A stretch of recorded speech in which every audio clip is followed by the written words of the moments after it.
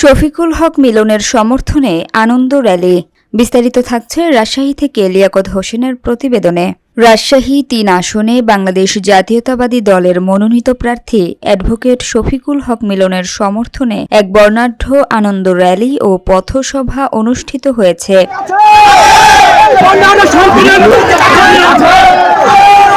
Hujuripara union BNP ও অঙ্গ সংগঠনের আয়োজনে র্যালিটির নেতৃত্ব দেন হুজুরিপাড়া ইউনিয়ন বিএনপির ভারপ্রাপ্ত আহ্বায়ক মোহাম্মদ শিহাব উদ্দিন।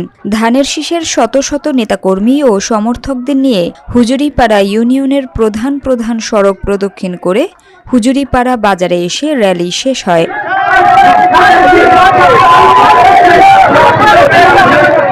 র্যালি শেষে হুজুরিপাড়া ইউনিয়ন বিএনপির সদস্য সচিব মোহাম্মদ মোতাহার হোসেনের পরিচালনায় হুজুরিপাড়া বাজারে এক পথসভা অনুষ্ঠিত হয়।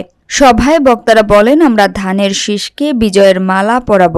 সকল ভেদাভেদ ভুলে ঐক্যবদ্ধভাবে কাজ করতে হবে। কোথাও কোনো বিশৃঙ্খলা সৃষ্টি না হয় সে বিষয়ে সতর্ক থাকতে হবে।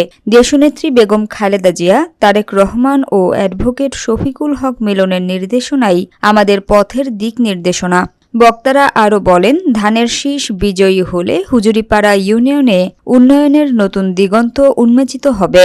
সভায় উপস্থিত ছিলেন পবা উপজেলা বিএনপির সাবেক সাধারণ সম্পাদক মোহাম্মদ সোহরাব হোসেন, নওহাটা পৌর বিএনপির সাবেক সাধারণ সম্পাদক মোহাম্মদ মামুনুর সরকার জেড, পবা উপজেলা বিএনপির যুগ্ম আহ্বায়ক মোহাম্মদ আব্দুস সালাম মাস্টার, পবা উপজেলা বিএনপির সদস্য গোলাম মোজাহিদ মাস্টার ও মোহাম্মদ সেলিম রেজা, পবা উপজেলার সাবেক মুক্তিযোদ্ধা ডেপুটি কমান্ডার মোহাম্মদ শামসুজ্জোহা, যুবদলের সাবেক সিনিয়র যুগ্ম আহ্বায়ক মোহাম্মদ তাইজুল ইসলাম, সদস্য মোহাম্মদ মাজেদার রহমান, পবা ছাত্রদলের সদস্য সচিব মোহাম্মদ হাফিজুর রহমান সহ পবা উপজেলা, হুজুরিপাড়া ইউনিয়ন বিএনপি ও অঙ্গ সহযোগী সংগঠনের সকল পর্যায়ের নেতাকর্মী ও সমর্থকবৃন্দ উপস্থিত ছিলেন।